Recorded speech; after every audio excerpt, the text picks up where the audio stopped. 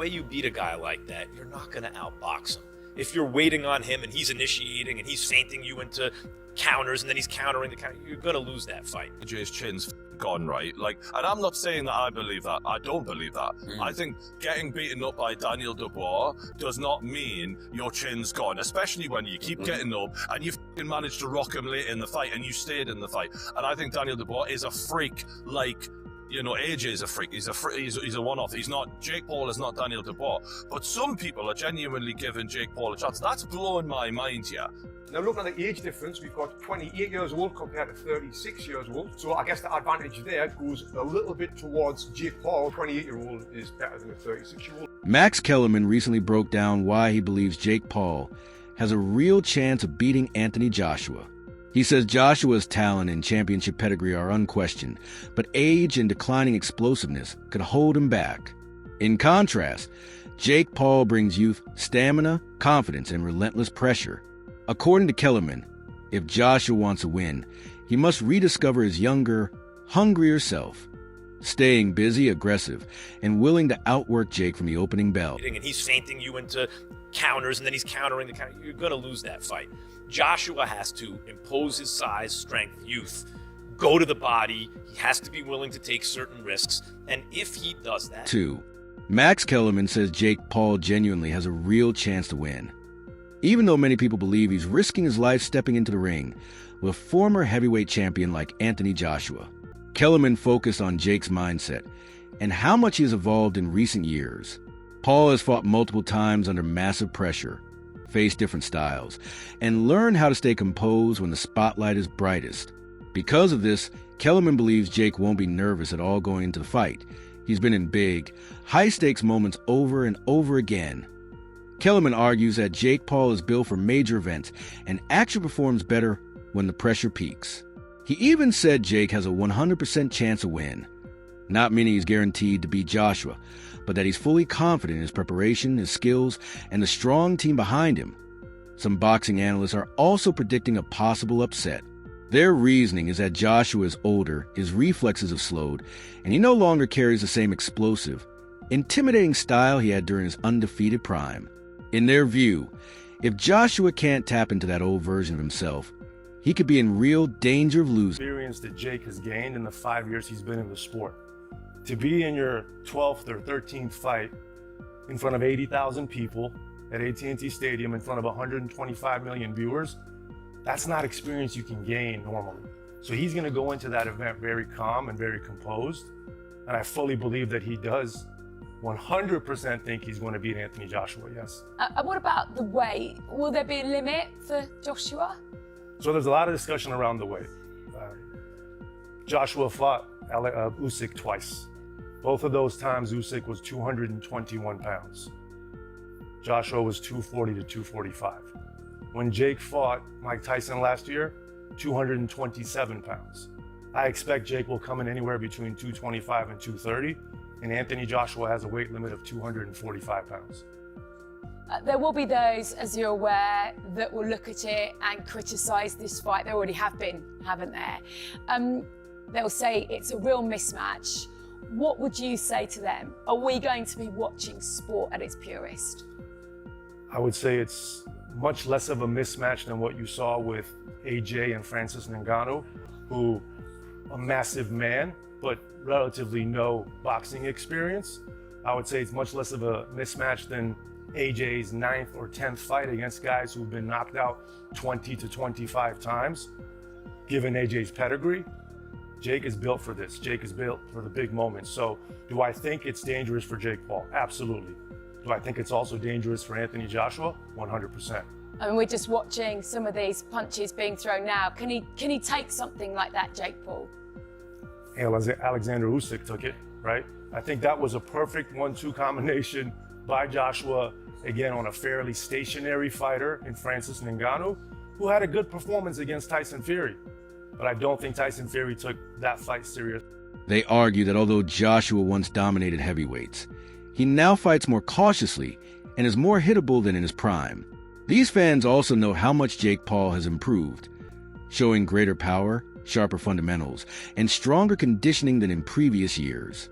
From their perspective, The age gap and each fighter's recent performances make the matchup far more intriguing and competitive than most initially believed. Incredibly well for Paul. He's not going to land on Joshua, is he? Joshua's going to be far too skilled in evading whatever Jake Paul can throw it. Because I don't believe he's an evading fighter. I think he's one of those fighters that is extremely powerful to where a fighter is simply afraid.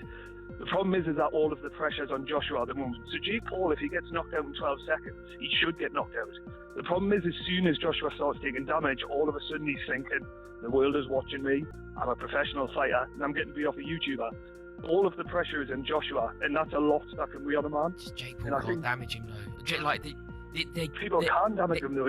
He's went down. No, people can. World champion. Yeah. No, like Alexander Usyk can, Daniel Dubois can, but these are supreme athletes. Jake completely correct. Yes, there's a difference in someone who's been boxing their entire life versus a YouTuber. I completely understand that, but you can't deny that Jake Paul has power. I think it's one of his only attributes. I think he's a very poor boxer, but what he does have is a weird technique where you don't know what he's got power. How do we know he's got power? He's knocked people out. What Ben Askren and Tyron Woodley? Tyron Woodley was like, arguably one of the best UFC fighters there's ever been. Like, no, mate, I'm not suggesting that. I'm not suggesting that he's going to go in there and walk Joshua all over. But you can't deny that he has lights out power. I would deny that. I would deny that he has that kind of power. Yeah, in an amateur boxing ring, yeah, fine. Not against a two-time world champion. I understand the contempt of what I'm saying, and I do see how it is completely stupid thinking a YouTuber could break Anthony Joshua. But the thing is that he's going to be training for this fight. Joshua has all of the world looking on him thinking you should walk him over. If it gets 2 rounds, 3 rounds inside, I think Joshua loses. Yeah. You think he gets beat? I mean, I think the pressure will get to him. I think if he loses to Jake Paul, he's the embarrassment to boxing. And if you get inside 3 rounds where you've not put him away like everyone thinks you will, all of a sudden that pressure to finish the fight as he should is going to gain and gain and gain. Is there any truth in this, Jamie? Can you see a world where Dan's theory is basically this geezer can punch and he therefore has a puncher's chance? I think he's got no chance. Like slim, if none. No chance. None. Literally none. No chance. No. It's one of them, innit? I honestly, without going like extreme, Dan, I think Anthony Joshua, if he could only use one hand, wins the fight. I honestly do. This is the thing, and I love Joshua. You know, he's arguably the pride of Britain when it comes to boxing. He's a great fighter. But could you say he's past his best? Could you say that he's been tested too many times? The thing that it relates to me is when you look at Silva in the UFC, as soon as he got knocked out, his chin became glass. And I think that's the same with Joshua. I don't think he can take a punch anymore. I think he's one of those people where it's almost, he damages way too easy now. And it's one of those things where I think when you're a boxer and you've had a few defeats and you've had Tony Jeff, an Olympic boxer, offered a different perspective on why Jake Paul should be taken seriously. He explained that Jake has access to every resource a top-level fighter could want: elite trainers, high-level conditioning coaches, sports psychologists, nutritionists, and top-tier sparring partners. With his financial backing, Jake can build a flawless training camp without cutting corners. Jeff also noted that Jake understands this is the toughest challenge of his career, so he'll be more motivated and focused than ever. On top of that, Jake holds a clear age advantage. Jeff emphasized that in boxing, youth is one of the biggest assets.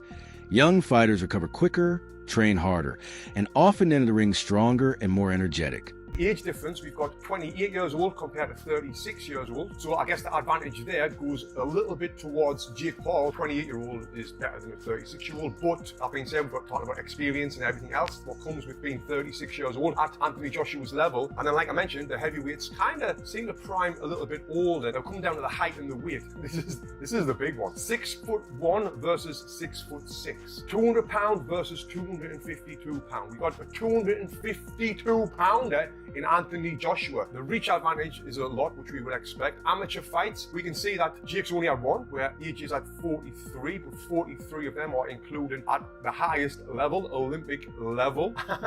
And yes, He won the Olympic bloody gold medal, if I don't need to remind you. Then the pro record, Jake Paul has had 13 fights, lost 1. AJ has had 28 fights and he's lost 4, 25 KOs. And the one person that Jake Paul lost to was Tommy Fury. Now, can we compare Tommy Fury with Anthony Joshua? Not at all. It's like night and day. So now I'm going to talk about the rules of this fight, and I'll give you my prediction, which is going to shock a lot of people after this. So, what are the rules? The bout will take place at a heavyweight, obviously. It's going to be 8 3-minute rounds. You might think, well, that's better for Jake Paul, and I'm thinking, not really. It's better for Anthony Joshua because he's just going to go all out for them 8 3-minute rounds. And imagine that, Anthony Joshua blasting at you, 6'6", whatever he is, 250 pounds, throwing big bombs at you. Anyway, both fighters will be using 10-ounce gloves for the duration of the contest. Why have they got that on there? It says both fighters will be wearing 10-ounce gloves for the duration of the contest. What do they expect? Them to take them off halfway through and switch them to 12s. But I guess these days, anything happens in boxing, right? The boys will follow similar rules to Jake Paul and Mike Tyson in November, but that fight was 8 2-minute rounds and 14-ounce gloves. Not similar if it's smaller gloves and 2-minute rounds. Who wrote this for the zone? It marks the first time Joshua will have contested less than 10 rounds. Meanwhile, many analysts highlighted a different issue, one not about the fighters, but about the state of boxing itself. They argue that the sport created the situation. Despite Anthony Joshua being a former world champion and Olympic gold medalist, his biggest payday is coming from Jake Paul's offer. That shows Jake brings more attention, money, and public interest than many top heavyweight contenders. Experts believe that when a crossover star can generate a bigger purse than a traditional title fight, it proves how much the sport has shifted. And in that case, you can't blame fighters for choosing the biggest paycheck available. Many fans also claim Joshua can't take punches anymore, saying his chin is gone after knockout losses. But one analyst explained that losing to elite heavyweights like Daniel doesn't automatically mean Jake Paul will beat him. Joshua still has world-class technique, serious knockout power, and years of high-level experience. Critics are exaggerating his decline. If Joshua stays disciplined, focused, and uses his strengths properly, he still has every ability to win this fight convincingly.